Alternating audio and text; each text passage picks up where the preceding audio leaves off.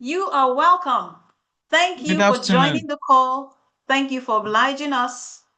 You are welcome. This is our Africa Day webinar hosted by Elevate Africa, and we are so delighted to have you join us. You are welcome. My Thank name you. Good is, afternoon. good afternoon. My name is Frida Ebona. I am the project lead for Elevate Africa Connect.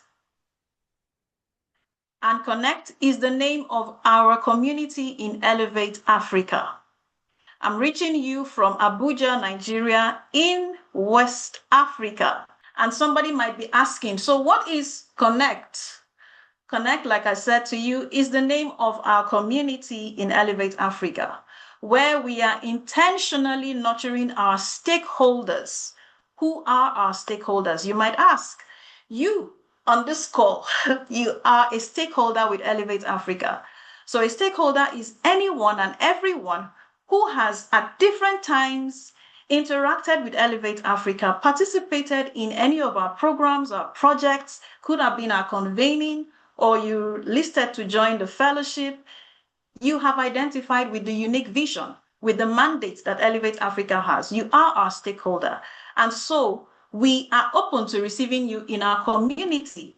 And you stand to gain a whole lot. What do I mean? Because beyond having you join us for a meeting like this one, we want to continue the conversation.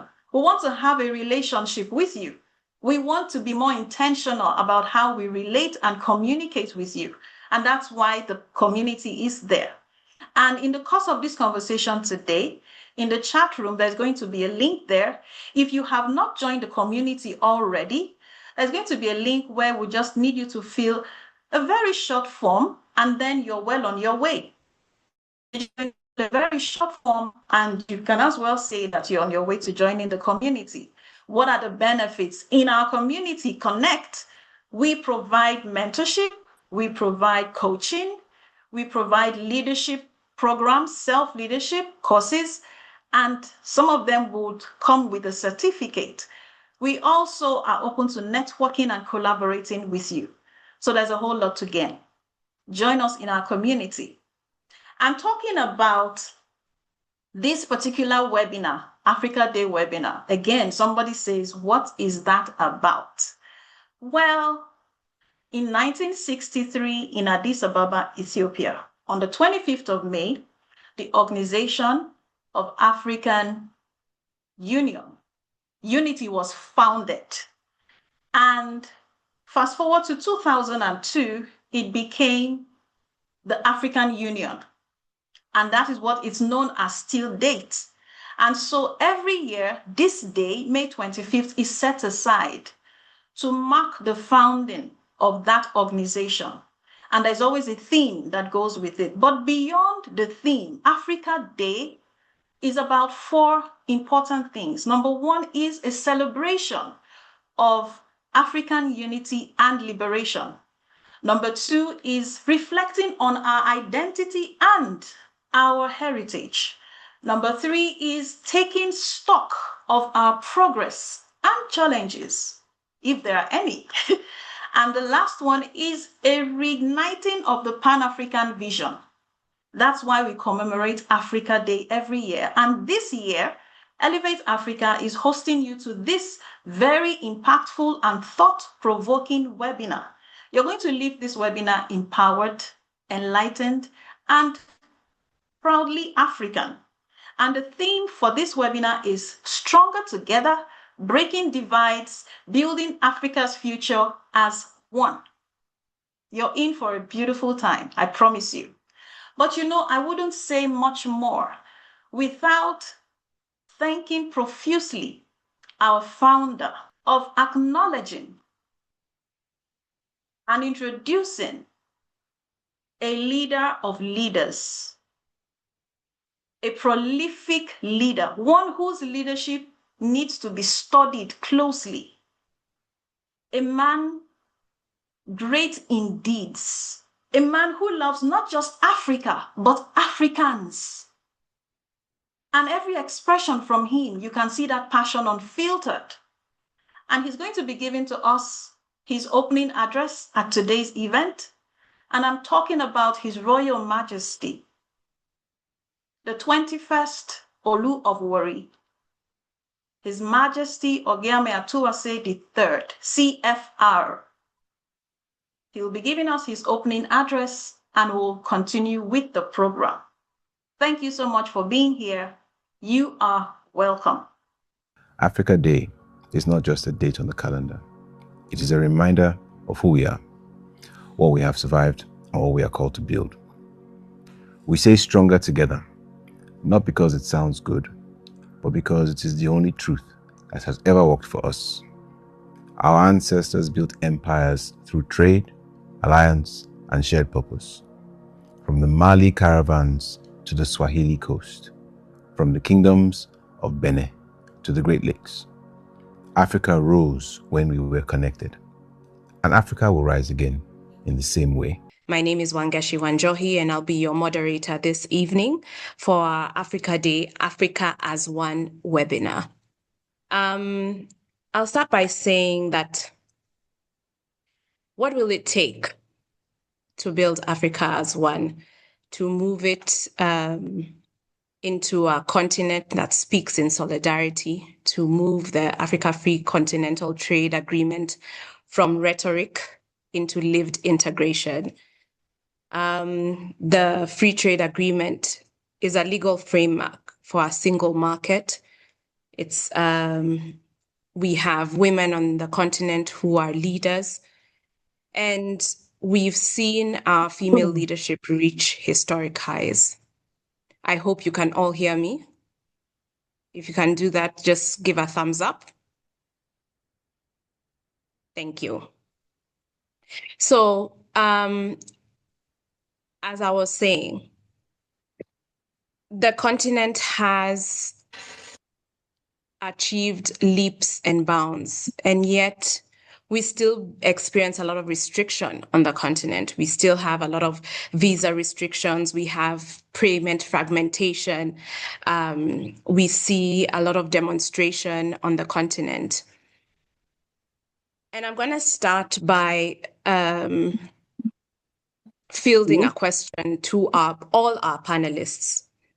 And I'll start it by giving a short narrative. Yesterday in Cape Town, we saw the continent come together at the Cape Town Marathon. We saw Africans united under the flag of runners.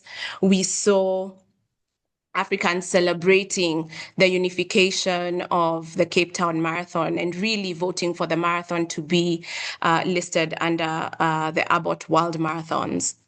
So we've seen that sport produces an Africa as one narrative. So my question to our esteemed panelists, Governor Kadiva, who's a governor of the Ohanua region, I hope I haven't mispronounced that, Madam Kadiva, and to the mayor of Arlington, Mayor Jason Jackson, and to our esteemed economist, Dr. Alaje. Dr. Alaje, sorry. Why does sport produce Africa as one so easily? And what would it take to import that frictionless solidarity that we see that sport gives this opportunity for us as Africans to unite, be translated into an integration agenda that we see to be so difficult to achieve across different areas on the continent? When you think about trade, when you think about migration, and even when you think about the unification agenda. So I'd like Madam Kadiva, if you would open our panel discussion by introducing yourself and then segueing into responding to my question. Frida, can you hear me? This is Yes, Wangechi. I can Wangechi. hear you. My apologies. Thank you. Thank you so much. Thank you. The name is Kadiva Hamutumwa. I am the governor of the Ohangwena region, which is a a region, one of the regions, the 14 regions in the Republic of Namibia. And so I operate at the subnational level. As you are aware, Namibia is a unitary state, meaning you've got central government and you've got then subnational government. And I then govern one of the regions in the Republic of Namibia. Your question is very interesting, Wangechi, because you started with sport. When we look at sport, sport is a catalyst for unification. That's the very first thing. So if we are talking about an Africa that is united, an Africa that speaks one voice, an Africa that speaks one language, it's important that we actually promote sports and culture. I would actually add the cultural aspect as well as arts, because as Africans, we are naturally talented within those areas of sports, culture, and arts. Now, one of the things about sports that's very good, first and foremost, is that you get into a race with somebody you may consider an opponent or not, and you come out without a loser or without a winner. And that's the first important thing. When we look at Africa and looking at the countries that we have, the 54 countries, are we really speaking with one voice in terms of unification? So sport is that catalyst that will be able to help us draw athletes based on our talent, based on our ability from different parts of the continent to really come up with what I would call in Namibia, we call it a poikikos. And a poikikos is basically a pot that has got different food and different vegetables, whether it's potatoes, whether it's carrots, whatever it is. So it's important to first and foremost take sport as a unifier. And then secondly, to commercialize sport. Because when we talk about, you were speaking about the African Continental Free Trade Agreement, it's really about economic emancipation. So commercializing sport and really making sure that we are able to make money out of sport and really making sure that we are able to tap into our talent, our energy, and our ability to actually develop the African continent, then we would be using sport as a good medium. I think we need to recognize that gone are the days when we must let our athletes actually go to Europe, go to the Americas, go to the Asias of this world for them to actually make a living, or for them to actually really demonstrate their talent. So it's about harnessing, identifying from the east to the west, from the north to the south, in the central area of Africa, in terms of what are we good at? What is our competitive advantage when it comes to sport? How do we leverage on that? And how do we make sure that we're able then to develop Africa from a sports perspective? Thank you. Thank you so much. And I'd like Dr. Alaje to come in here, especially because you spoke about the economic value that sports brings. And as a chief economist, I would be very interested to hear your perspective on my question and really tying in the economic opportunity that leveraging on sport and expansion of the sporting and athletic and cultural infrastructure that exists on the continent. How can we leverage that to expand, the continent and shift where we sit, especially thinking about the way that the continent is positioned as debt-ridden? Thank you so very much for having me. First of all, I must say a very big thank you to Our Royal Majesty and His Royal Majesty for providing us with this platform to discuss our continent and the way forward in terms of how we can work together to bring progress to our continent. When we talk sports, which continent is most significant among other continents? I tell you Africa, not because I'm Black, not because I'm an African, but I will tell you why. When you look at the average population of the rest of Africa, only Africa has a median population of age 19. Only Africa. All other continents, their median age is much more higher than that of Africa. So why are we not making so much? Why are we not having major impact on our economy, from Tanzania to Zimbabwe to South Africa to Nigeria to Morocco and the rest of Africa? Here is it. Africa is actually generating revenue from sport, as I talk to you, and this is verifiable. Unfortunately, the monies are not staying with Africa. The monies are staying with the other continent. The same way, if you check everybody on this platform today and you put all we have generated together, all we have consumed together on this platform today or before now, I will tell you it's millions of dollars. Let me explain that to you, what it means in economics. So you see, African players, they are not looking forward to play in another African club. The goal is to play in Europe. The goal is to play UEFA Champions League, because that is what the media present to. That is where the big money is. The big money, if you look at the African clubs, those in Nigeria, South Africa, and the rest of Africa, how much do they pay compared to what is available in the other part of the world? Secondly, Africa, for most part of Africa, governments still see sport as social responsibility instead of seeing it as a business. In other climes, especially in Europe, sports contribute significantly to GDP.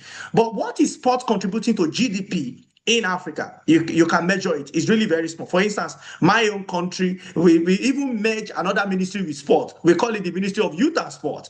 Instead of understanding the wealth that we can unlock in sports. Now, look at this. Look at all of us. From the nice garment you wear as the anchor of this event, and I can see great men, and of course, Our Excellency, the governor, and look at the suit I wear.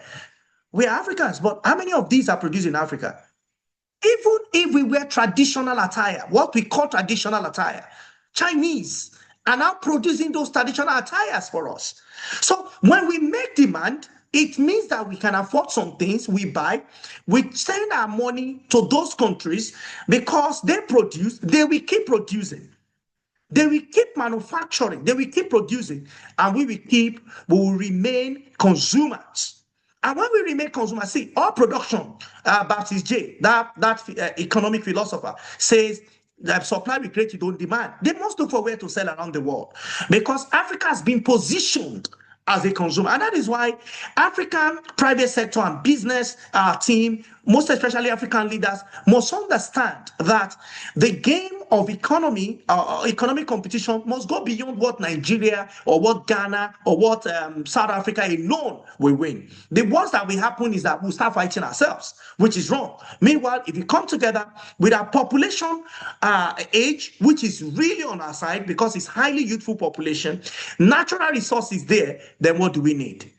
What do we need? So if we come together and identify things that are challenges to us, and we can remove greed, we can remove sentiment, we work together, I strongly believe that Africa GDP, which of course is the lowest among 5 key components now. Africa is less than $4 trillion. But check what Asia is saying. More than 10, about 40 or $30 trillion. What is North America saying? What is South America saying? Europe. And when you look at our population, compared to what Europe is doing, North America, South America, we will have a lot to worry about. So Africa is that continent that has water everywhere, but sadly, there is not clean water to drink. That is why perhaps our population is thirsty. That is our population is. So when you see an African footballer, he travels, and not just football. We can talk about golf, we can talk about every other thing, until we open our minds and our hearts to see the potentials in revenue, in revenue that government will make, even if it's taxes that government will make from sports. And because if you look at unemployment too, only Africa alone has the highest youth unemployment. You have the raw material for development, raw material for growth, and these are human beings. Before you talk about natural resources, human beings are the most important, but we cannot use them. So they become redundant. They become touch. And some part of Africa, you see them as area boys, as political thugs, not knowing that we can do more with them to make our country grow from the state that it is to the state that we want it to be. Thank you. Thank you so much, Dr. Alaje. And I think you've raised some very powerful points there. And I'd like the Mayor of Arlington to come in. Mayor, if you could kindly come in and let's look at the diaspora and touching on something quite critical that Dr. Alaje talked about, which is thinking about those who are in the diaspora and the income flows that come. So we have remittances coming in from diaspora, and data has shown that diaspora flows are consistently exceeding development assistance, right?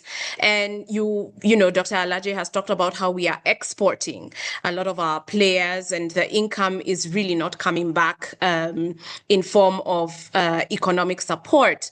A lot of this income is channeled through what we call personal objectives. If you think about diaspora remittances, they are individual. They are sent to your aunt. They are sent to your family.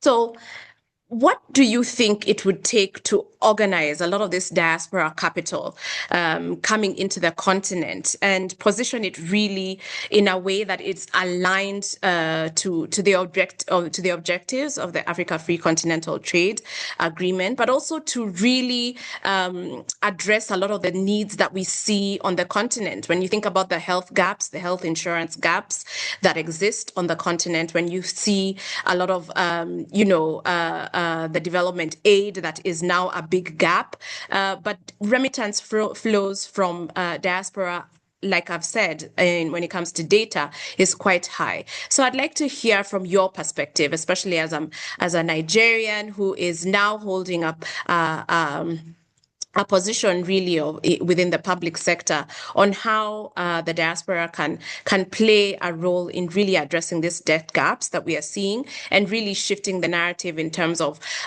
sending money back home and seeing and enhancing the story of elevating Africa, especially from the remittance perspective.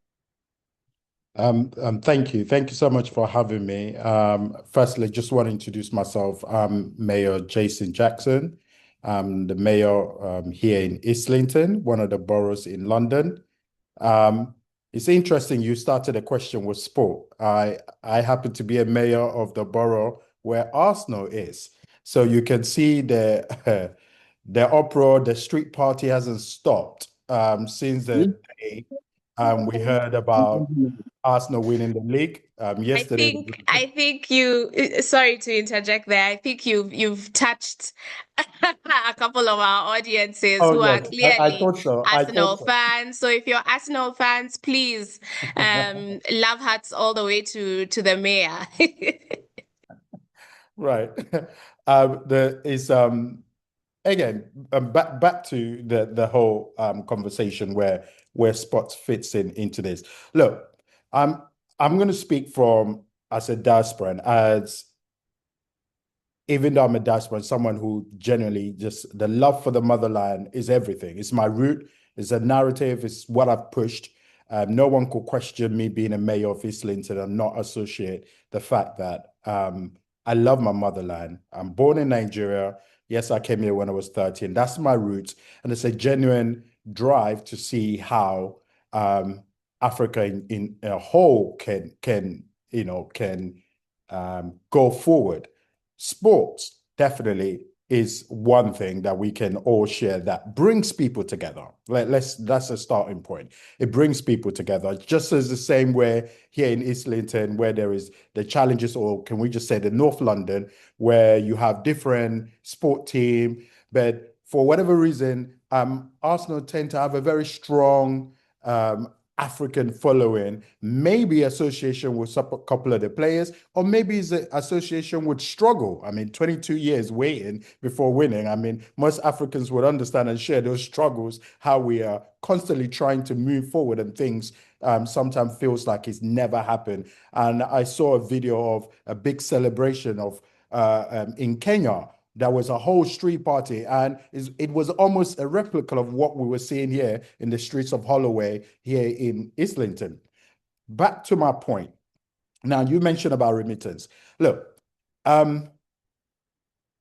sports as a starting point, Africans are almost the best at it in almost any sports. You put us in there, we're probably going to be the best.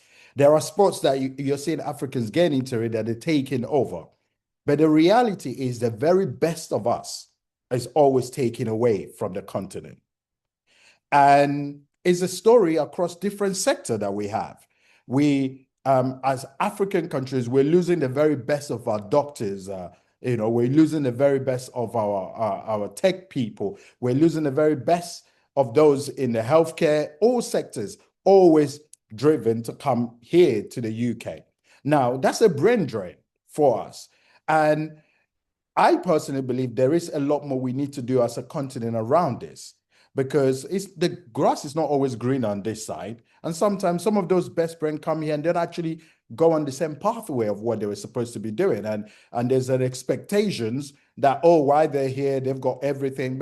And some come in, and to be honest, when some of us are here, we still push ahead, we're still ahead, we're still top of whatever sector that we're in, because we're that kind of group of people that we're generally hardworking, and we understand taking opportunity. Now, there is a role that our government, our systems over there needs to play in supporting and allowing that sports actually add value to where we are back home. Because again, you would see, I use a Nigerian national team, for example. Majority of players are probably going to be playing for England this year. If we really wanted to, they could have played for Nigeria, or they could have played for any different countries. But there are things, the reasons why they haven't done that, because one, the way they're probably being treated, and the other systems that are supposed to be in place is not really based on honesty most of the time. It's just based on who you know. And say what you like about the system you have in the UK, the system actually does work into some elements, some levels, and it doesn't matter who's in power or who's in office, the system continues. Now, for the remittance part of it, I mean, look,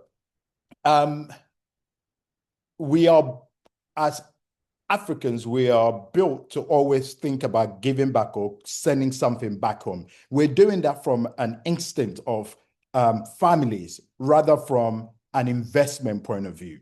And I think maybe that is where the narrative needs to change. The African narrative, the brand Africa, the brand of the different countries, but as a collective Africa needs to be enhanced, so that when we're now thinking about investing or sending money back, we're not just looking at it as, oh, I have a duty to fulfill the vision or the mission or the dream of my family to just giving something back on an individual level, but actually look at it from an investment point. Because if you enter any plane, I've traveled back home, if you enter any plane, the narrative over here is some people are never trusting investing in motherland from the diaspora. We're very cautious because it always feels like you're going to be cheated out or someone not going to trust it. However, when you ride those planes and you're coming back home, the plane is full with all the people from over here in the UK or the European countries going there to invest. And the only people not doing it, it's us, because we've literally inherited that narrative. So there's a work to be done, both back home, by the system that exists, by the government, to encourage, to set the right platform. And I think, AFTA is probably one of those where you feel if you're investing in one place, you don't actually need to feel, as a Nigerian, I don't have to feel I have to go to Nigeria and invest. I should feel comfortable to go to Kenya and invest, South Africa and invest, or Ghana invest. But it's still question mark at this point. I don't think we've won that narrative yet. I will stop for now. Thank you for that. And I'd like Governor Kadiva to come in here, because your president, Her Excellency Madam Nandi, has really been doing a lot of work when it comes to shifting the narrative of Africa as a debt hole. We can applaud your government for really clearing your IMF debt. You're one of the countries who've managed to do that. And just riding off the back of what the mayor has said, that Africa is not seen to be a place that is trustworthy for investment. But I think Namibia is a perfect example of a country that is really demonstrating that Africa is a place for investment, that we do have the right leadership in countries such as Namibia that encourage investment. So off the back of that, how do you think that Namibia can really help reframe Africa's global narrative around the continent being seen as a debt hole? How can we, or how can you and your government help elevate the continent's narrative as rich for investment, and using what your president has done, shifting the debt, demonstrating that we are capable of being a hub that allows for economic investment, for trade and intra-African trade to allow for the continent to thrive. Thank you.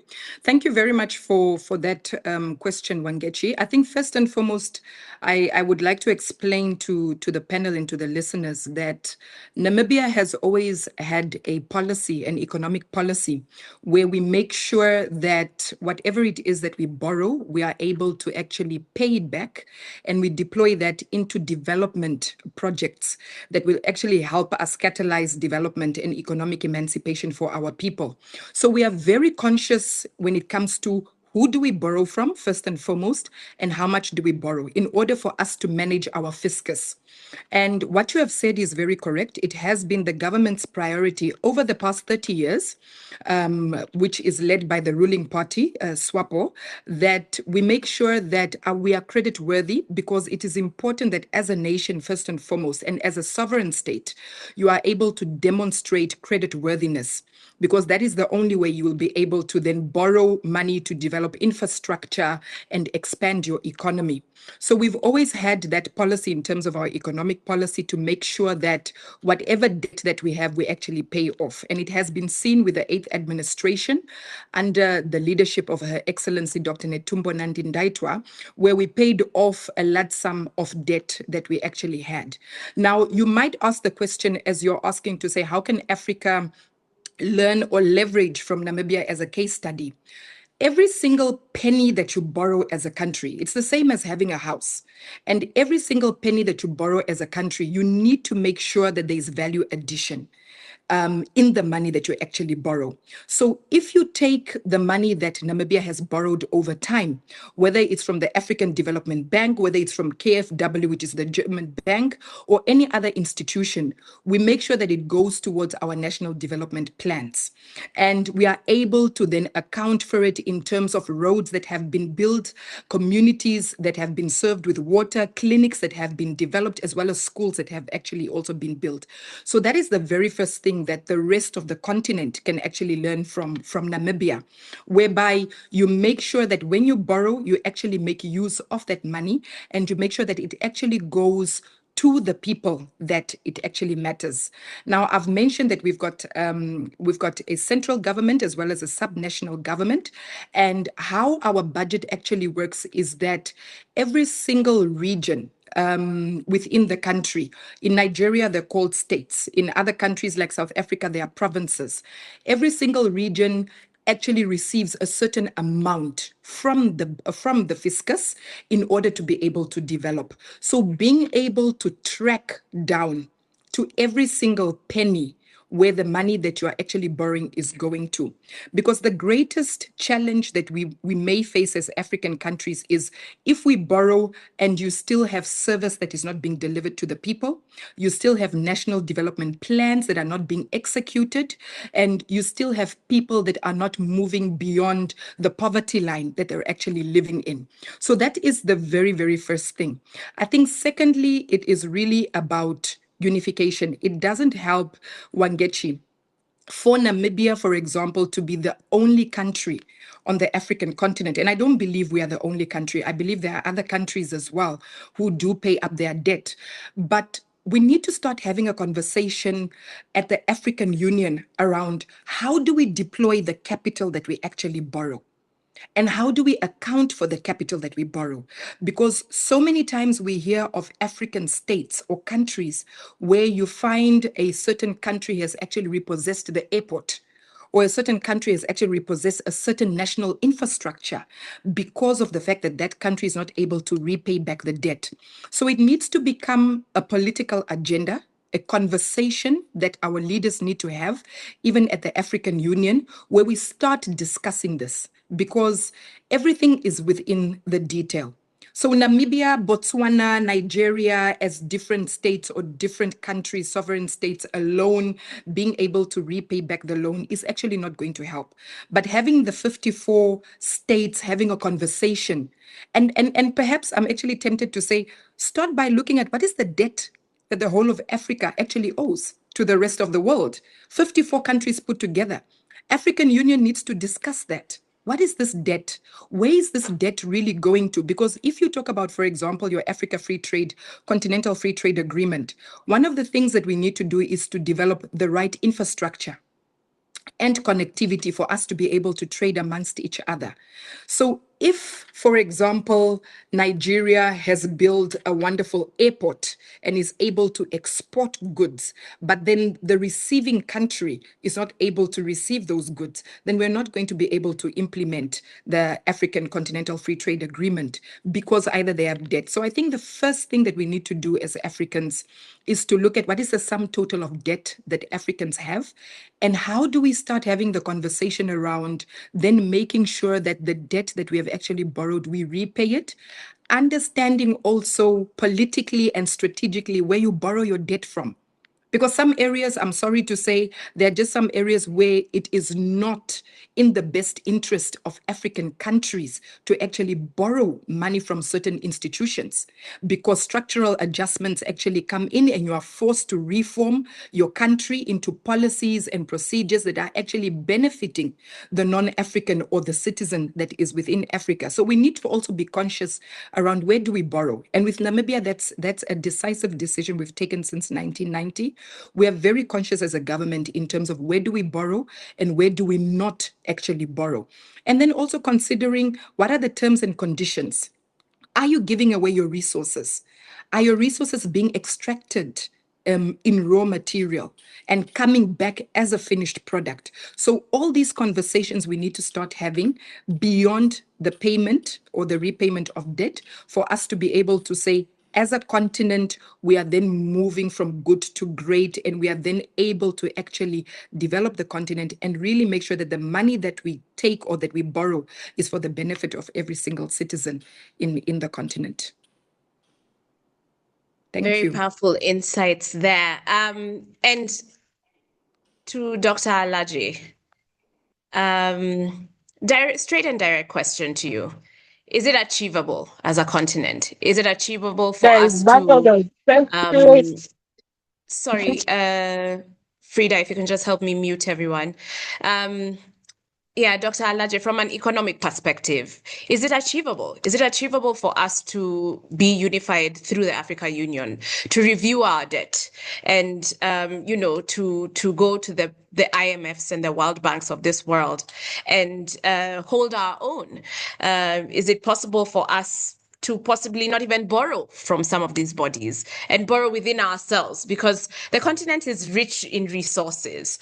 We are seeing countries like Botswana reviewing their policies when it comes to critical minerals.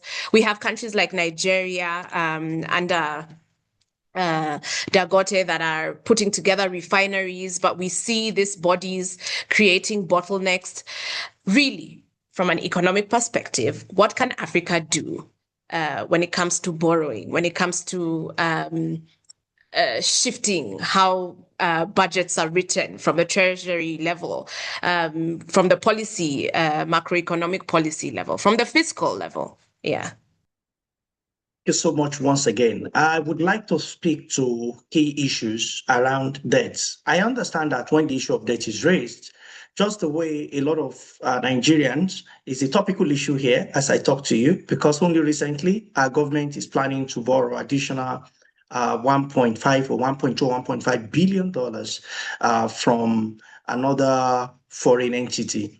And that has been on the front burner as to what is debt. So it's important for when I try to provide insight into what debt is and what debt is not. So there is what we call good debt and there's what we call bad debt.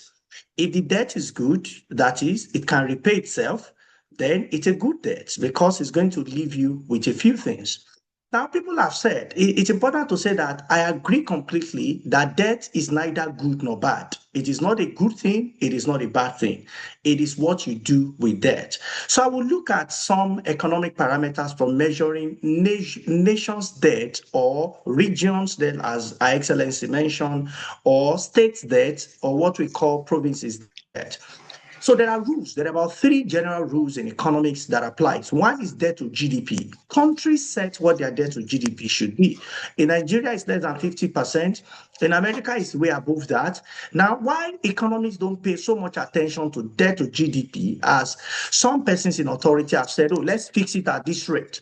Both of them are cost stock variable. They really don't have so much impact. And it's good for the books, but when it comes to the real impact, we don't pay so much attention to it. The second one is very important, and that is what we talk about, debt service. That's how much are you actually paying in debt service to your revenue. What that means is from every revenue you earn in terms of your CD, your Naira, your shillings, what you earn, what percentage of it do you use to pay debt? I will just mention what I know for quite a number of countries what they are doing, but I don't want to mention what nations are doing. So I will tell you what the general rules are. The general rule is this: you are in a safe corridor when you're not doing more than 33.3%. That's a safe corridor. That means 1/3 of all revenue is used to service debt. Such country, such state, such local government have very good positioning.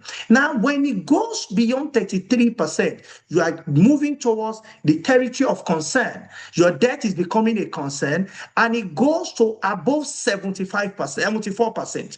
Once you get to 75% and above of your revenue, you are in debt crisis.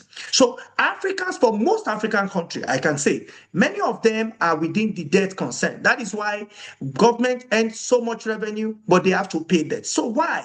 Quite a number of factors. One is what we have not mentioned today. But you see, I mentioned it here in Nigeria, when government devalued our currency. Now, devaluation, if you are foreign debt and you devalue your currency, just like Our Excellency mentioned, so some places where you borrow money, they will ask you to reform. Reform can come in form of devaluation. They will say, oh, your currency is too valued. So when you devalue your currency, for Nigeria, 1 trillion naira was added overnight. And this is not recent. This was around 2022 for devaluing our currency. So people wonder, oh, how come debt profile increased? I said, well, you devalued. So if it were, I beg your pardon, 10 naira to $1, and you are owing $10, government then say, okay, let's devalue, this currency is too strong, let's make it 20. Your debt automatically becomes ×2 for borrowing nothing. So it's important to understand economics, because it's not stupid. Economics have its eyes open all the time.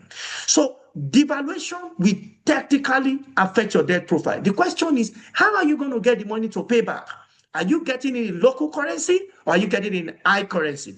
An African continent that is not exporting enough, that still have to make so much revenue locally, then what happened? It's going to have negative impact on you. So reform may not be totally wrong, but here is the issue. Why are you reforming as a net importer? If China is reforming and devaluing currency is good, you know why? Because it's exporting. There's demand for the goods. Africa is reforming by devaluing. When you are importing, what you are telling your people is that remain poor, remain hungry, and you wonder why poverty rate in Africa is increasing as predominant. People living below poverty line, $2.15 are highest here. So, but can Africa overcome this? Yes. Certainly, it can. So, what are the methods? Quite a number of them. I will give you very few ones because I don't know how many more minutes I have. One minute. is to move from a consumption-based continent to a productive economy. African Continental Free Trade Area is supposed to promote this, but the challenge why it has not promoted this enough is infrastructure. Do we have power? Energy is everything. You know why we're all able to talk, we're able to listen? It's because we have energy. Imagine what is energy penetration in Africa. Compare that to China. Compare that to Europe. Europe is much lower in population than us, but they have more electricity supply than us. So it is not population that matters. Population that can produce, productivity is what matters. What is the problem? So we need to give a lot to that. Then connecting Africa with rails. I traveled from France to Germany on rail. On rail, from France to Germany. I traveled from Germany to Poland, Gliwice, Katowice, on a bus. That means they have good road. That means they have good rail system. Can I travel from Kenya to Nigeria? I want to be in Kenya. Oh, I want to be in Namibia. I don't want to fly. I want to go by road. Can I do that? So that is why African leaders must understand that we need to work on insecurity, especially the one that have dominated some part of Africa. We need to overcome it. If not, it will overcome us. And I hope that in no time, African leaders will start having new conversation about how we can overcome these challenges, which is more limited to electricity inadequacy, other infrastructure, education, health. What we do most of the time is to look for small amount of money and give to people that are poor. And the question is, China did this. Are we aware China did this in 1950s to 1960s? Why? Because hand-to-mouth policy that India practiced in 1925 to 1935 never brought India out of poverty and hunger. What brought India to where it is today is production, is manufacturing. Even though India does not also have permanent power supply everywhere, but they understood that their productive zones must have. The same is what we must do as Africans. Where our key production area, manufacturing area, can we ensure they have power? Then we're going to see progress, we're going to see greatness, and we're going to see Africa, because our skin is not a reason for our back to be on the ground. Thank you so much. I love that. I love that. And I just want to segue into something. And Dr. Alaje, you've touched on so many things. We can go into manufacturing, but I really like the messaging that you've said that Africa needs to stop being the consumer. And we need to shift that narrative of us just being, the place that consistently is being sent for things, but actually continues to be the innovator, the producer, because in fact, we are already doing it. And if you think about this perspective of the continent, you have a lot of people in the diaspora, and I'll use the rail example that you gave. A lot of diasporans, when they come back home, thinking about Kenyans, when they come back home, they complain, about our transport sector, our local transport, the matatus. And for those in the diaspora, you sit at the intersect of the opportunity to know and understand the continent, because you come from the continent, you know the pains of the continent, but you've also experienced the beauty of how infrastructure works, be it in London, be it in Germany or in France. And May I in this unique perspective in which, those who are in the diaspora sit, like I said, you know the continent intimately. So my question to you is, what is the work, what is the narrative that only diasporans can build for the continent of Africa because of the place in which they sit? They have the beauty of understanding the pains of the continent, but they also have the beauty of experiencing the diaspora. So that is my question. And how does diaspora involuntarily undermine Africa's storytelling without necessarily knowing it? And how can we change that? Yep. Is that to me? Yes. Yes, that is to you. That is to you. Well, look, I think the diasporans have a role to play to showcase the best of Africa, right? And I say that because a lot of the time there is an expectation of Africa to be the West, where we're not the West. We are a unique continent. We are who we are, and the things that we should be proud of, we actually see them as nothing to be proud of. And that is the fact that we have so many languages, the fact that we have rich history, the fact that we still have green lands and with the beauty of the motherland. But there is almost this expectations for us to look at the African story from the Western point of view, even our democracy, sorry to say. And why is that? And we do that not focusing on the years, the many decades and years that he has taken the West to get to where he's at this point, and expecting Africa to just get there. And when I use Africa, I use it commonly here, or expecting different countries in Africa or different regions to get to here as the West has been for a while. And I always use the term that, for example, in the UK, what we have to bear in mind is that this country has been going on for a long time. In fact, I call it a violent compromise to get to where it's at this point. And there are some of our African countries, our democracies, and our different projects that has been going on has not had the same timeline, but we're expecting it to reach. I'm not saying we could not go faster. I'm just saying, in the same note, we should be owning a narrative that we are growing, especially in the diaspora. We are growing, things can get better. And we have to do that in every space that we're in. I use myself as a personal one. When I became mayor, I was very proud to let everyone know that I am a Nigerian by roots. And that doesn't change the fact that I'm the mayor of Islington, but in fact, it enhanced that. And I went on a state visit to my state in Akwa Ibom State, southeast of Nigeria. And what did I do? I wanted to show them just how beautiful and how amazing Nigeria was. In fact, how amazing my state was. There's an interesting part of this story that when I had to go home, I have a team of people that their job is just to ensure my safety and security. And you will be surprised with what they use as a briefing to me. That's going back to my motherland, to what I should be mindful of. And that's the same narrative that we in the diaspora pushes. There are certain stories that we will spread in WhatsApp groups. There are certain stories we will share on social media that will only show the negative aspect of the motherland and never promotes how beautiful and how amazing what the opportunity is. So I think the diaspora has a duty to play, and I'm hoping messages like this and through different mediums that people know they have a role to play as well to promote how beautiful the motherland is. I give you an example here in the UK.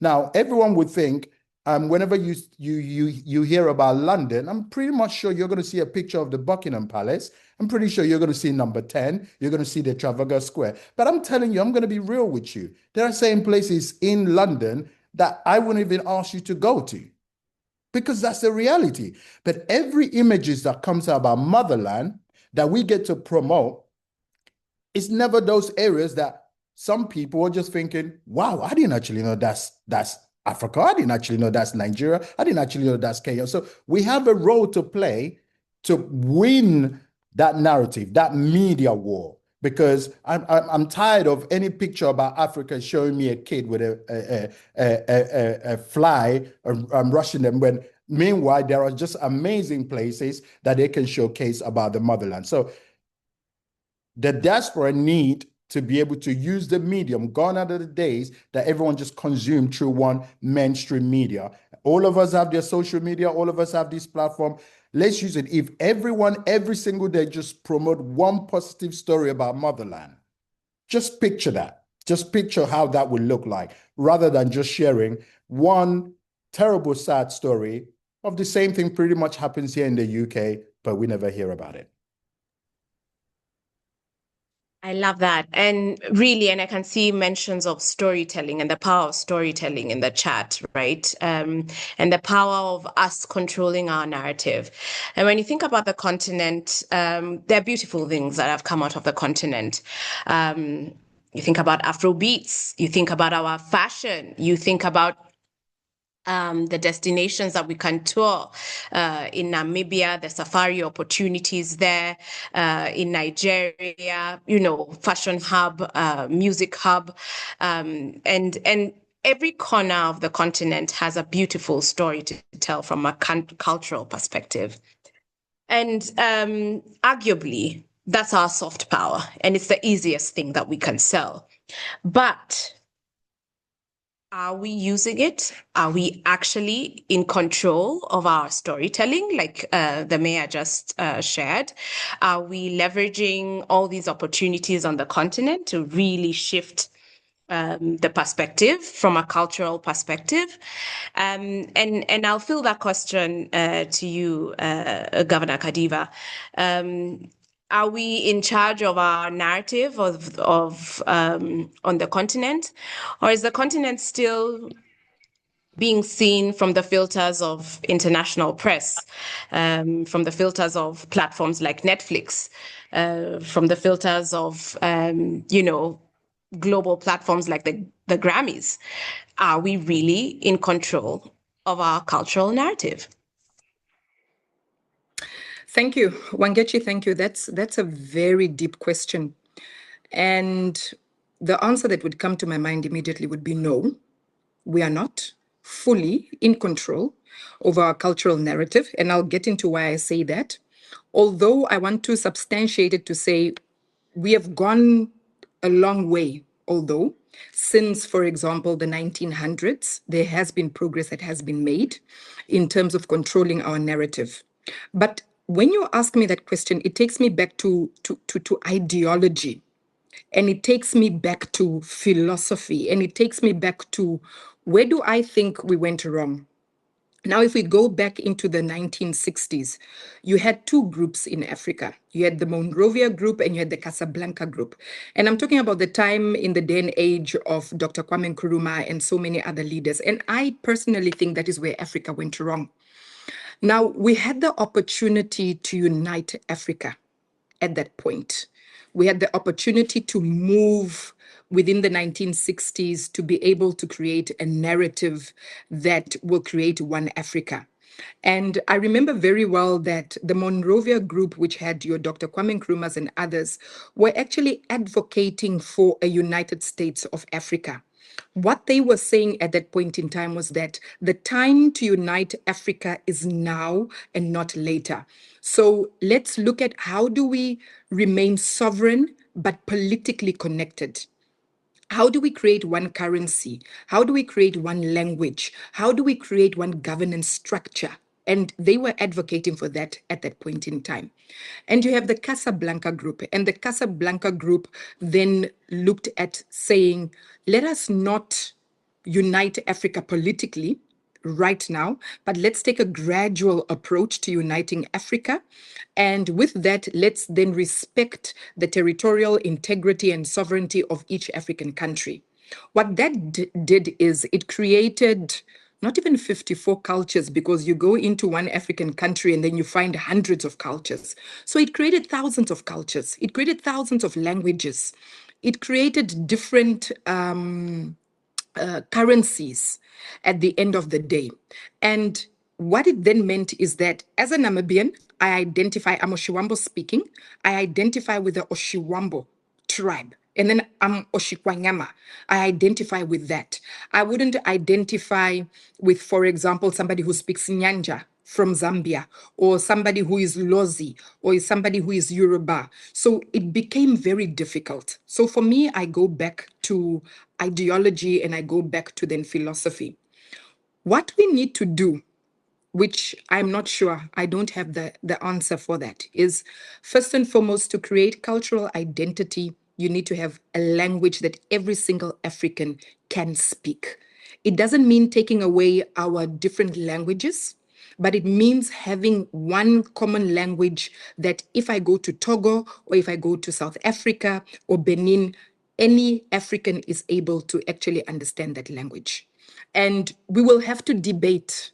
We will have to say, what language is that? I know the Kiswahili language is one of the languages that is predominantly spoken within the African continent. Why language? Why do I start with language? Language is mother tongue. Language is what you reason in. And that's why you find that children, like in Namibia, for example, pre-primary, pre-primary, you're actually taught in your mother tongue before you learn English, which is the official language. Why? Because we want our children to be able to think in the mother tongue. We want them to be able to reason in the mother tongue before they can speak English, or they can speak French, or they can speak German, or whatever other language. So language is first. Secondly, we were colonized through language, first and foremost. So the colonizer, when they came onto the African continent, started through language. They took away our language and they convinced us that English and French and German are the right languages to speak. And most of us on the African continent made them then our official languages. So we need to find a common language. And I think Kiswahili is one of those languages that are predominantly spoken. And then secondly, our clothes. I think it's the economist doctor who mentioned it. What are we wearing? What do we pride ourselves in? So Africans culturally, in terms of gear and wear, we actually identify ourselves with our traditional outfits, and it's colorful, and the material is so beautiful. Are we proud of that? When we raise our kids at home, what is the first thing that we teach our children to wear? Is it jeans? Or is it the material that we actually make and take time printing on and making different ornaments and so on, garments out of? So that's the other thing. And then going into your school system, governance. What do we force our children and our schools to actually wear as school uniform? Where are those garments actually coming from?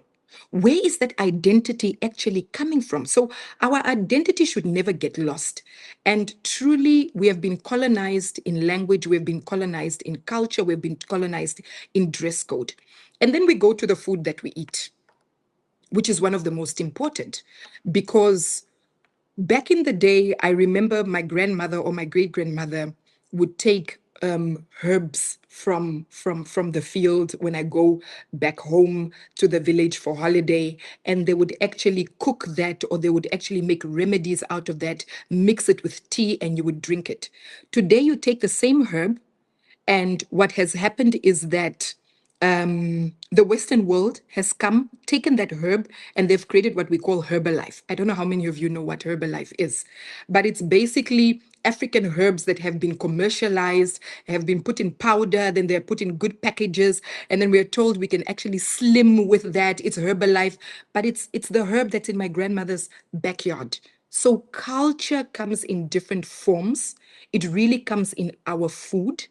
And most of us as Africans are starting to get sick with cancer and so many other diseases because of the food that we eat that is full of GMO, instead of being proud of our cassava, being proud of our yam, being proud of our omahangu, being proud of our omopani worms, that we are able actually to continue eating evanda, ombidi, that's dry spinach in my culture, that we're able to continue eating to preserve our cultural identity. So I would say, let's have a conversation around our language, so that if I travel from here and I go to Egypt, I can still understand an Egyptian. If I travel and I go to Togo, I should still be able to understand a Togolese. So that is first and foremost language, and we should become unapologetic about it. Just decide as an African continent that from now on, we are taking a certain language, and that language is going to become a language that is taught in every single country in Africa. And we breed our children to understand that. And then secondly, it's our clothes, our garments, to be able to produce our own garments and to be able to be proud to wear our own, whether it's silk or whatever it is, as long as we are producing it and we are able to then make it and wear it, because that increases your GDP, as Doctor has mentioned. And then thirdly, our food, to be proud of the food that we eat and to produce by ourselves, because we import so much and we become slaves to the world instead of having so many fields that are open, and we're not feeding ourselves, we're not producing for ourselves. So I think from a cultural perspective, that's what we need to do to decolonize ourselves. And I'm sorry to say, we are still colonized mentally because we have not broken from those shackles. So I go back again to the Monrovia and the Casablanca, and I am a fan of Kwame Nkrumah, who then said, Africa must unite or perish. And uniting then in those denominators is what we need to do for us to be able to move on. Thank you so much, Wangechi. Thank you. And, you're right. And one of the key takeaways for me there is really it's at the foundation of our children, how we empowering them to appreciate where we've come from, how we empower them to appreciate their clothes, the continent, that we want to holiday in Namibia as opposed to holidaying in Dubai. But we want to holiday here first and appreciate what is here first, that we want to eat arrowroots before we want to eat KFC. And that brings me to the great debate, right? We have healthy competition on the continent. We know we have Nigeria here, we have Ghana here, we have people from Senegal. The healthy competition of whose jollof is better. We also have the healthy competition of whose safaris are better. Is it South Africa or is it Kenya? We also have the conversation of who has the best fashion, whose clothes are better, who's producing the best. We recently had I believe it's the Africa Film Festival that was in Nigeria that was being compared to the Grammys. So there's music too. Yes, music too. Is it the Amapiano versus Afrobeats, or is it the Afrobeats versus Kenya's Genge tone? So there's a lot of examples of healthy competition on the continent. And, a lot of the things that I've talked about really create a lot of conversations. If you think about also on the social media platform, we've seen healthy debate between Nigeria and Kenya. But I have a question for you, Dr. Alaje, and it's still on the cultural front, is this healthy competition an opportunity for Africa to demonstrate its excellence? Or are we quietly creating tension and sabotaging ourselves? Slight continental, cohesion amongst each other. And thinking about how Africa is uniting. Are these conversations complementary, or are they, in fact, creating slight division? Thank you so very much, ma'am. I will say both. My favorite book says that the companion of fools shall be destroyed. African, for most of the time, we say all of these things to show superiority. A Nigerian wants to prove that he's superior to a Ghanaian. A Ghanaian wants to prove that he's superior to an Ivorian. Ivorian wants to prove that he's superior to other country. Kenya says, "Oh, I'm superior to an Ethiopian." It really does not matter, because in economics, when you observe what is going on in Africa and want to unite, we should even be spending a single currency. We should be. We should be spending a single currency. We should unite in culture. We should unite in currency. We should unite in a number of things. I wrote an article, I think in 2016 or 2017, and the article, I believe, is still online, a number of them, but this particular one talks about how Nigeria creates jobs for other countries. I don't know what is obtainable in Kenya, but I can tell you that it's almost the same. And I really don't know who sold that to us. We have over 40 million pupils in Nigeria, primary, secondary, private, and public. Can I shock you? Nearly 80% of the school uniform are imported. 80% of the school uniform. They are going on holiday soon. By September, they start. You will see massive importation. How of this will impact on our economy? Our reserves will be lean. Who says, and I don't know, maybe I'm wrong, that the ashoke that is made somewhere in Oyo, in Nigeria, cannot be used, cannot be given to pupils to go to school? Who says the adire that is made in Ogun State cannot be given to pupils? What they learn in school has nothing to do with the apparel they have. What is important is the content of information, the knowledge that we invest in them that will make pupils to become better. So from childhood, we have already trained our young ones that this is the way to go. We have to import for you to live life. We have competition that already told them that, oh, this is how it should be. So who is clothing us? We have East London, we have India, we have China. Those are the people that are clothing us. And I've jokingly said this a number of years ago. I said, let China remove everything he has given to us. Let London remove everything he has given to us as a continent. And we wonder if we will not be walking naked. My suit will disappear. My shoes will disappear. So many things will disappear. But you see, all of those are not enough. What is enough is, instead of us competing based on whose jollof rice is better, can we put this jollof rice in a global cuisine? When you travel abroad and they are talking of global cuisines, do we have anything that is African in it? You will hear Italian, you will hear Indian. How can we incorporate deliberately? It mustn't be Nigeria. It could even be Namibia. It could be Ghana. Can we start having it? Why? Again, from the cuisine that they are cooking, they are presenting to us, which of the ingredients comes from Africa? Which of them? Which of them? But when we travel, even when I went to some African countries and they are serving us dishes, they still mention those names.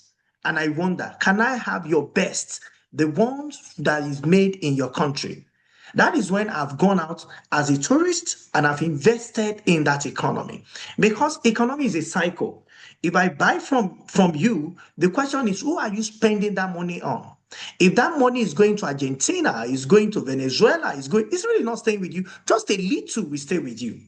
So instead of us saying, oh, which is superior, we're having quote and unquote healthy competition. When African Continental Free Trade Area started, a lot of analysts said in 2 years, Africa, I said, wait, before you say that, which country will produce cars for the rest of Africa? Which country will produce solar for the rest of Africa's? Which country will produce electricity for the rest of Africa? You mean we will all still import our raw material? Then, having imported, will now be trading.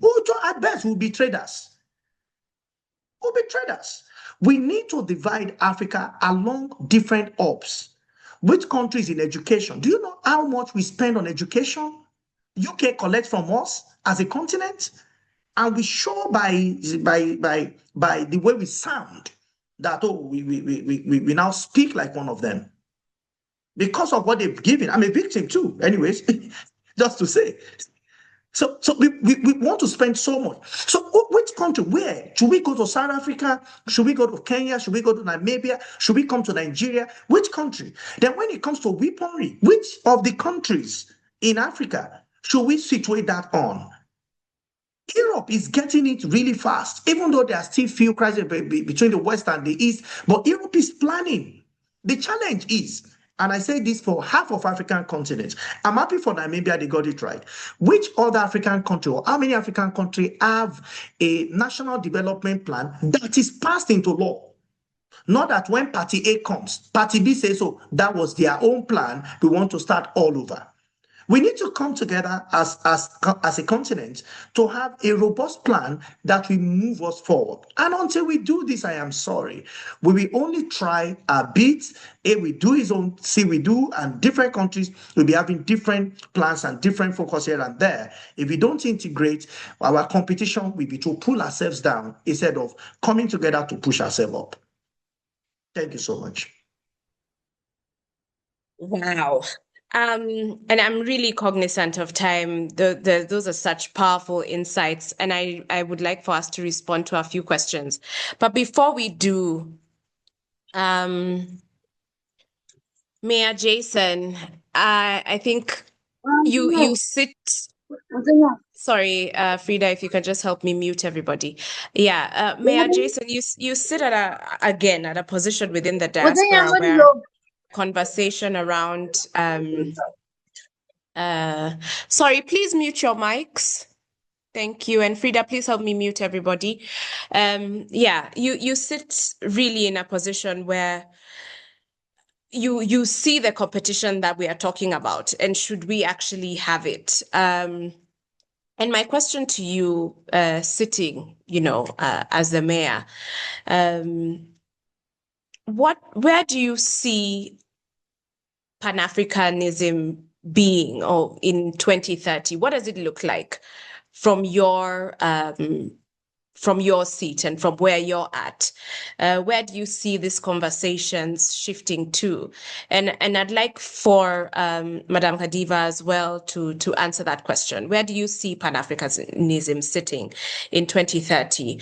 And for you as well, Dr. Alaje. But Mayor Jason, if you could open us up with that response. Yes, thank you. Firstly, I must say, for us in the diaspora, on the last question, the debate and argument who's got the best jollof is sometimes actually welcome, because it allows us to talk about home, right? But I can also see how having gone through our story where there is the need to compete among ourselves rather than to be a collective together and actually take on those that have divided us, and we've not been able to do for a long time. But on a very light note, those conversations for us over here is actually much done out of pretty much tells of stories of home and how it's done, and never really defined winner. And I don't think they were ever going to be any winner. If anything, there's always a jollof in some party or something that you attend. The question around Pan-Africanism, what that looks like, to me, I think it's more, it just means an Africa that we're united, we're becoming sort of practical and visible in everyday life. To me, it's about easy of travel, definitely stronger trade, educational exchange in some element, and business collaboration, because I do think these are what it looks like or should look like in 2026 upwards. And obviously digital connectivity as well. In the world of AI and the conversation, yes, we definitely need to be seeing ourselves as partners rather than, again, competitors, not as in who's got the best jollof or not, but in actual, in those areas, we should focus on being connected and partnership to move things forward. And Pan-Africanism shouldn't be seen as a symbol, or shouldn't look like just how we think it should look, or symbolic only, but it should actually be a lived experience. We're coming together, we're making it work as a collective. So to me, that's how I see it. But again, I speak from being in the diaspora, and someone would say, but why don't you come back home? But maybe I actually do want to come back home. Yeah, maybe I do. But I would love to be in the space knowing that we're working together, we're getting that after to work. People are getting to travel across different countries. And when I look at Africa, I'm not just looking at my village, not looking at just my state, I'm not looking at just my country. I'm looking at the continent as a whole and the opportunity that exists. And I should be able to do that partnership and run those partnerships with several people and make that happen. To me, that's what I see that look like. And I think the young people grabs it because we have got tools available to us that in the old days, for our parents or grandparents, they didn't have it, that people can easily connect. And spaces like this is one of those. So that's really my view on that. Thank you. Thank you. Governor Kadiva. Thank you. Thank you, Wangechi, for the thought-provoking questions. And where do we see where would I see Pan-Africanism? I think for our forefathers, Pan-Africanism was fighting for liberation, fighting for political independence. And ours is then fighting for economic emancipation. But I like to keep things simple. Leadership is about people and really transforming the lives of people on the ground. So for me, Pan-Africanism should really be where an African should not struggle, where any African has got the basic needs as per Maslow's hierarchy of needs. First things first, shelter, a roof above their head, water, electricity, a right to go to school for any African child. And for me, that would be Pan-Africanism across the continent. What would bring that about? It would be stronger leadership. Leadership where I really feel as African leaders, we shouldn't be afraid to take decisions that may disadvantage us for 5 years, but will create empowerment and liberation for centuries to come. So if it means that we have to create one currency and it disadvantages us, the current generation, but the future generations, it would actually benefit them, then we must bite that pain at this point in time. Then we must face those embargoes that we need to face at this point in time for future generations to be able to then succeed from that. For me, it's about economic integration across the continent, it becoming a reality and not just a token, a speech about the African Continental Free Trade Agreement area. So many countries have signed up to that, Namibia including, but it's as if it's a talk show. We go and we sign, but do we have the strategy to put those institutions together that we need to build to create a robust economy for the continent? For me, it's shifting from raw materials to value addition. Our uranium, our diamonds, our fish we should not allow, and I'm saying we, because we are the decision makers, we are sovereign states, so we have the ability to take those decisions. We should not allow diamonds to be extracted and to then be exported and brought back into a ring that a man is going to propose to a woman for. We should not allow that. We have to fight that whatever agreements are there, Africans should benefit. And by that, I'm then convinced to say, if Zambia has got copper and Namibia has got diamonds, let us cross trade as per the African Free Continental. So let us understand what is the competitive advantage for each state that we currently have. I know it's very difficult for us to say Africa unite right now and you have no more states. It's difficult. But how do we create that borderless integration? And then IT advancement was mentioned by the mayor. Very important, digital economy, because we don't need to be trading physically. We can be trading via digital platforms and actually create an economy upstairs in Africa while I'm sitting downstairs in Africa, and then stronger continental institutions, governance architecture. Pan-Africanism should mean that we've got good, strong judicial systems and institutions that across the board, if I'm caught in a country stealing, we know what the implication is, and it's probably similar to another country. Not the fear of if I go into a certain country, then I'm afraid of the implication. If I go into another country, then the rule of law is different. And that begs me to say, let us look at the rule of law. Personally, I don't believe democracy will ever empower the continent of Africa. I believe it's a tool that is used to subjugate Africans. So the rule of law that we actually use and we have inherited, how does that empower us in terms of Pan-Africanism? And then I think the mayor mentioned the movement of Africans. It's so difficult for me to get to Nigeria than to get to the UK. But why? We create the regulations, we create the rules.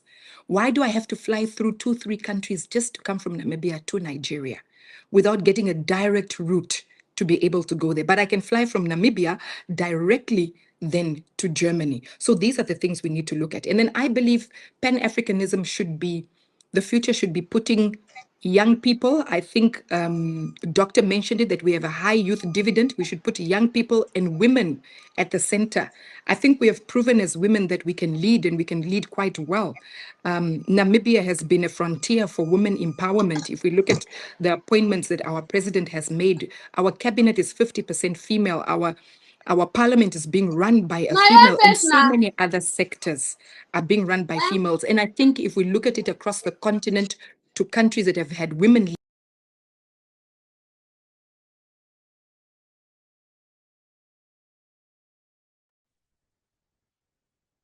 Sorry. Yeah, sorry. I think somebody was picking up. Can you hear me? Yes. And then yes, we can.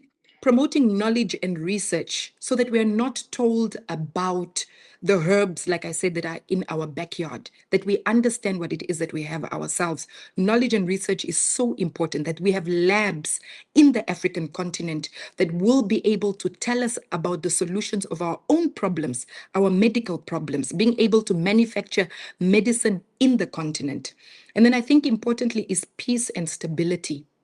That's important, because if we have an Africa that is torn, where some countries are at war, some countries are not at war, and those that are not at war think that they are doing well because they are enjoying peace and stability, it's not, the African agenda is not going to help. So we need to be able to be there for each other. We need to be able to send troops and protect each other, speak for each other.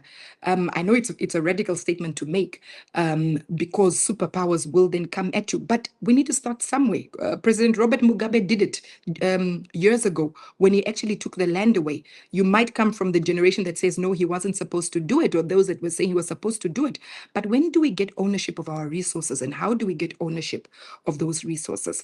So in a nutshell, shared identity, Africa being a strategic actor in what we do, and being able to be bold in our actions and our decisions. And why I want to make an example of that is South Africa has been facing a lot of criticism over time, over years, over the past 2 years. You've all witnessed what has been happening in terms of the United States of America and South Africa, what has been happening, and the position where South Africa stood against Israel, for example, and so on.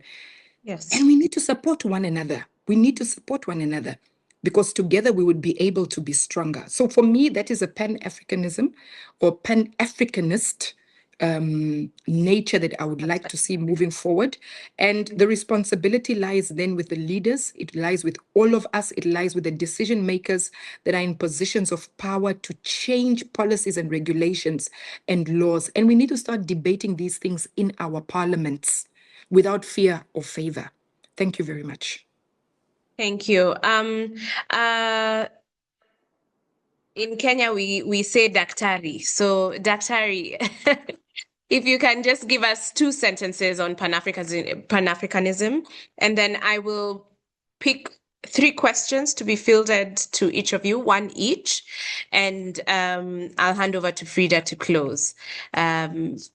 So, Dr. Alaje, from an economic perspective, 2 sentences. I know I've limited your time, but where do you see, what is your perspective of Pan-Africanism in 5 years to come?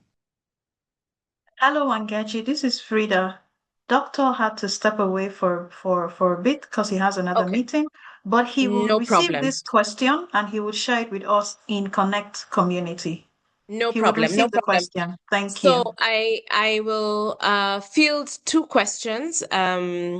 One to Madam Governor, and really it's a question that was asked on female leadership, and the question was from our community. And as Africa continues to advocate for women's inclusion in leadership spaces, what practical strategies and policy changes are needed to ensure that women move from symbolic representation to active participants of economic development, peace building, and governance across Africa? And then the other question would be for the mayor, and this question would really be on what concrete governance transformations are needed for African countries to move beyond fragmented systems and build truly inclusive, territorially coherent, and operational development models that are capable of addressing inequality, resilience, and long-term stability. So 3 minutes each, and then I'll close and hand over to Frida to do our final closing. So if the governor would start. Thank you. Thank you very much, Wangechi. Namibia prides itself in being one of the leading countries in Africa, if not globally, in terms of advancing the empowerment of women.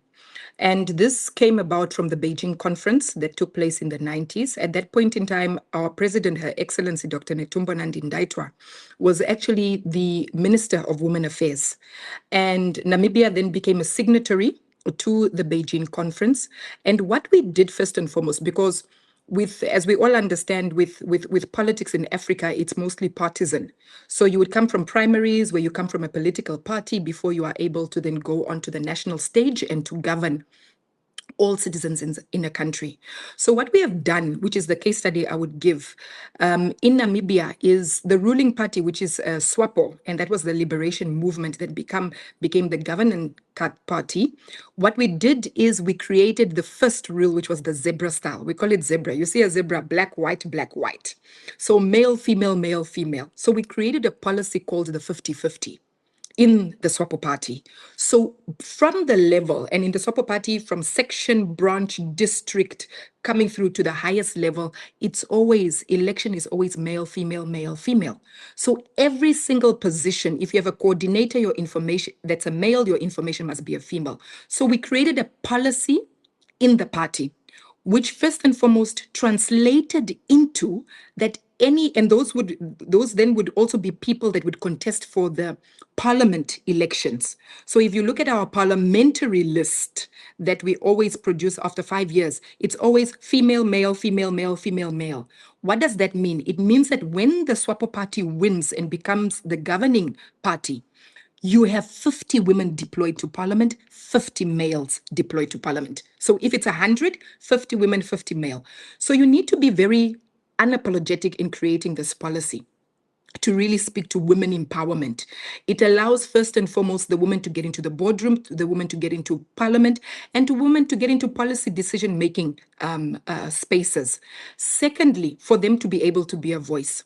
Secondly, it's the issue around moving women from the secondary economy to then the first economy, which is the formal market. So a lot of us in African countries, we have the informal market, and a lot of women, elderly or young, are actually selling in the informal market. So you have a woman who has been selling fat cake, who has been selling pounded yam on the corner of a street for generations, and their daughters start taking over and it becomes a generational thing.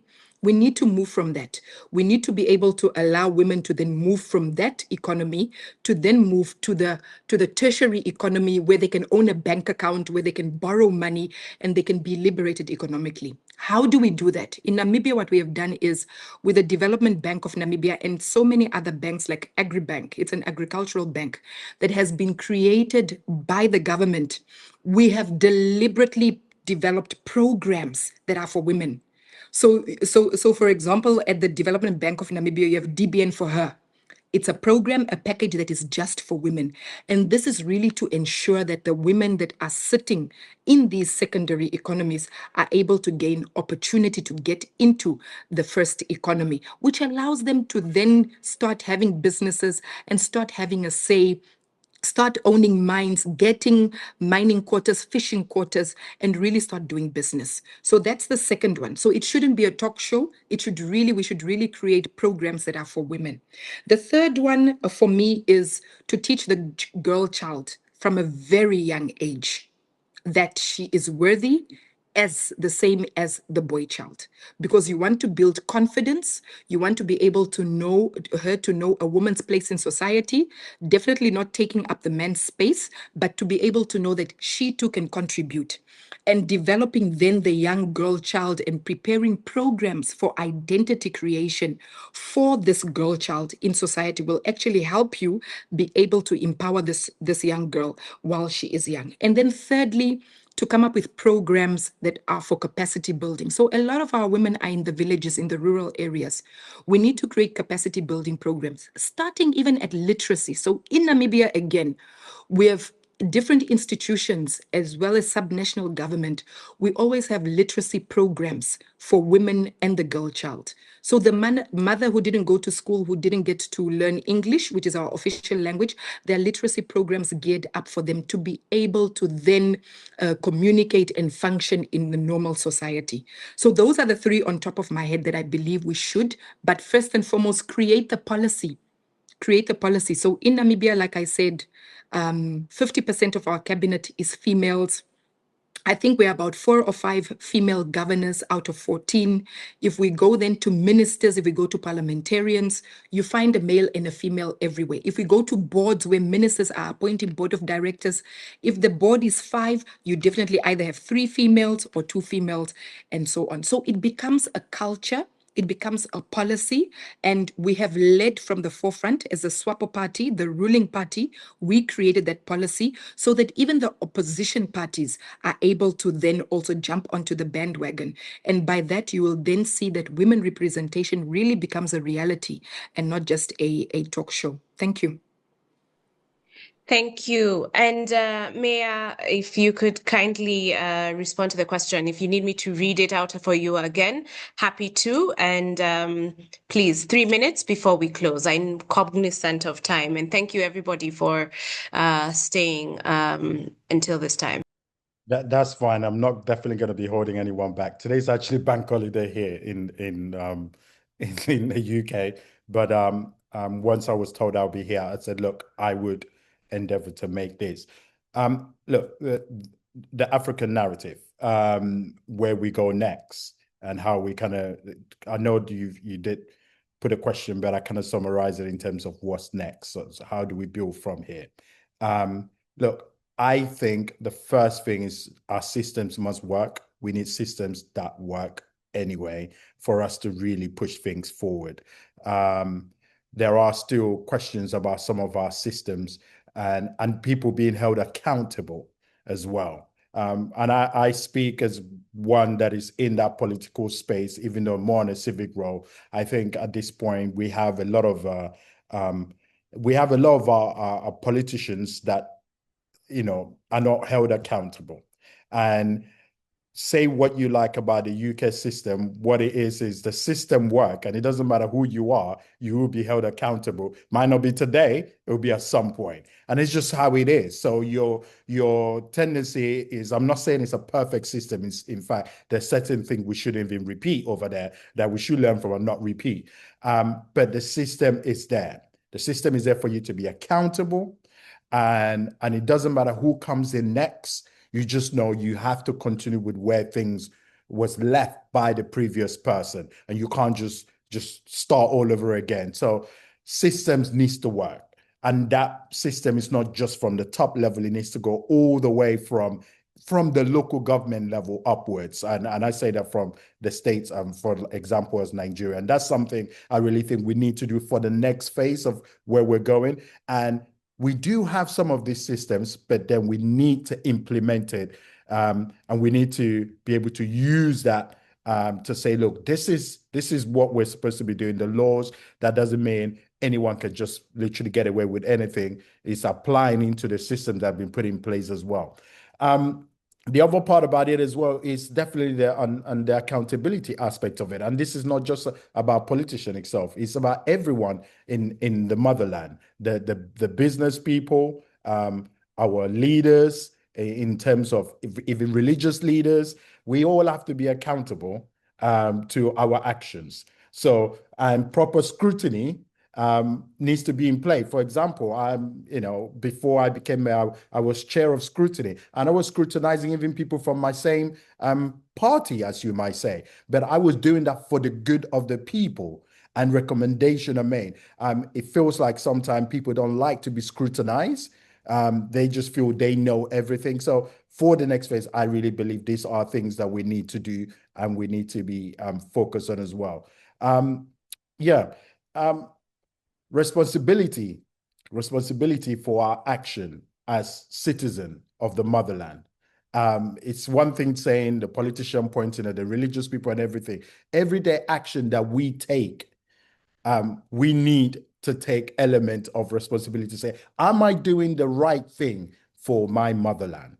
And if every one person looks at itself and approach the conversation of Africa from a very much an individual narrative, that might be a good way for us to start. No point in us going to church or going to the mosque or going anywhere and then still coming back and being the same. We have to apply the truth that we know. We know what's right. We know what's right. Let's leave that truth and let that truth be who we are. Thank you. Thank you so much for taking the time to be with us today, Mayor Jason. Thank you so much, Governor Kadiva, for your time, for your insights, and apologies. Dr. Alaje had to leave, but we also just want to extend our thanks to him for his contributions to the conversation. I know that a lot of questions were put on the chat. I saw a lot of healthy debate. We will see how to harmonize all those questions and look into possibly having another webinar that can address or address some of those questions, or create a theme around some of the questions that we were seeing. I just want to again reiterate my thanks to our esteemed panelists for really enriching the conversation. And I like what Mayor Jason ended by saying. We do all have a responsibility of shifting the narrative of Africa and really having Africa as one. I saw somebody in the chat saying that they wish our leaders would be part of this conversation and they wonder what they can do. I think the mayor has answered the question. It's in doing the right thing. It's in holding yourself accountable. It's in the little things, and I believe the little things count. There's a saying that says, it's the small hole in a ship that sinks it. It's not the big one. So let's all start by seeing what we can do in our communities, and also seeing how we can also participate in civic duty, so that we can all hold our leaders responsible and really take our continent to where we believe it should be. Again, thank you so much for staying to the end of this webinar. I'll allow Frida to take one more minute of your time and close. But thank you so much, Governor Kadiva, and thank you so much, Mayor Jackson. Thank you so much. Thank you so much, Wangechi. Thank you. And I want to especially thank our panelists and, of course, our audience for staying with us for this long. But I can tell from the chat room, you've enjoyed the conversation. I thoroughly have enjoyed the conversation. And we said to you, it's a thought-provoking one. And in addition, it's an empowering one. Because like we heard, Pan-Africanism is a lived experience. We don't just talk about it, we live it, we express it. Thank you so much. And of course, my deepest thanks and gratitude to the founder of Elevate Africa, Her Majesty. Thank you so much for this opportunity given to us to host this webinar. And you can tell that the conversation cannot end here. And that is why, again, it's important for you to join our community. The link has been posted severally in the chat room, because this conversation surely cannot end here. It's to be continued, and we want to continue it with you.